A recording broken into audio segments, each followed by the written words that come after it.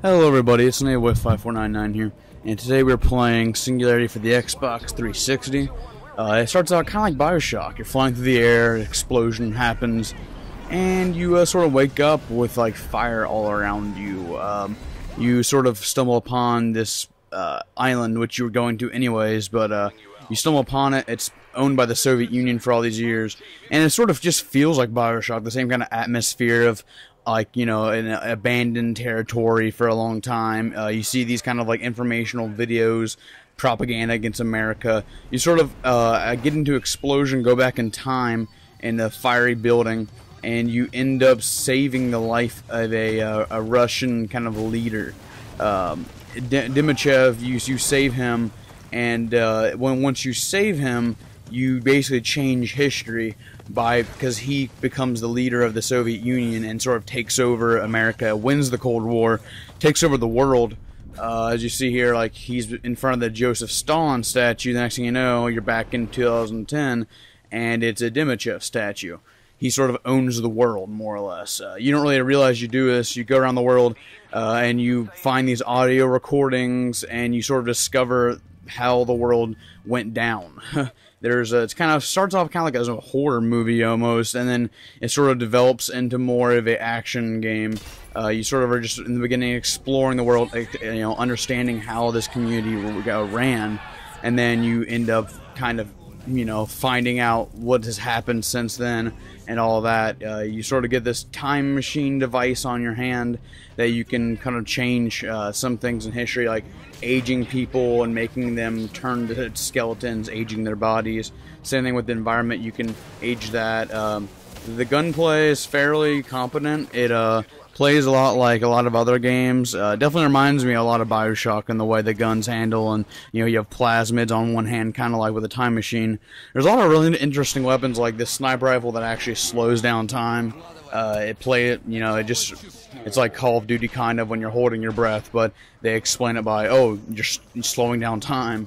I don't know, it's very fun. There's a lot of really cool cinematic moments, and it just plays like a AAA title. It's put out by the same people that did a lot of the comic book games for Activision. They're called Raven, and they should definitely stick to making games like this.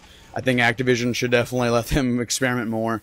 You can upgrade your TMD, your time machine, your time manipulation device, and you get it upgraded. You can sort of go to this little hubs around in the world that are like stores that you can buy things in.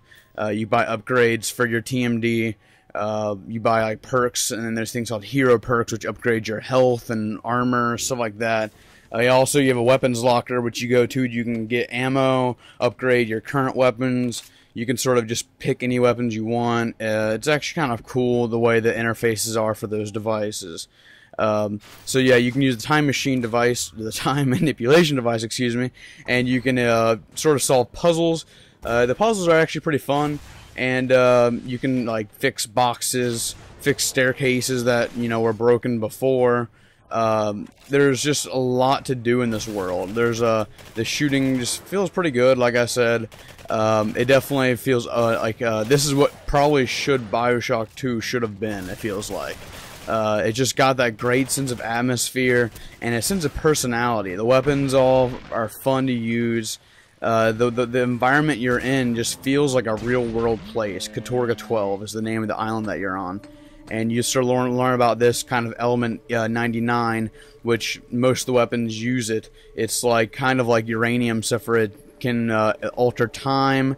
It kind of stuff like that. There's a lot of cool puzzles. Like this puzzle here reminds me of Metroid Prime almost.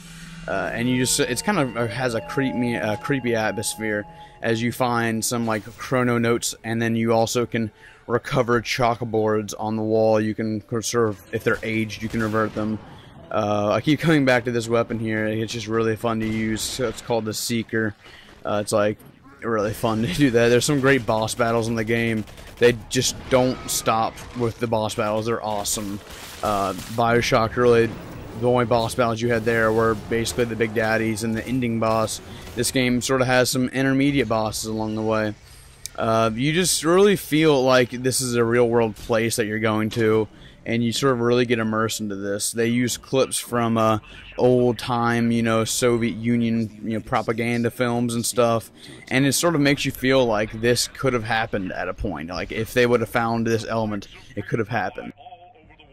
Overall, I just think this game has a great story, a pretty banging multiplayer, and lots of other fun things to see, like with the time manipulation and all that. I think this game you should definitely check it out. It's just really awesome. It definitely depends on what kind of person you are, but if you like single player experiences, you're definitely gonna like this game.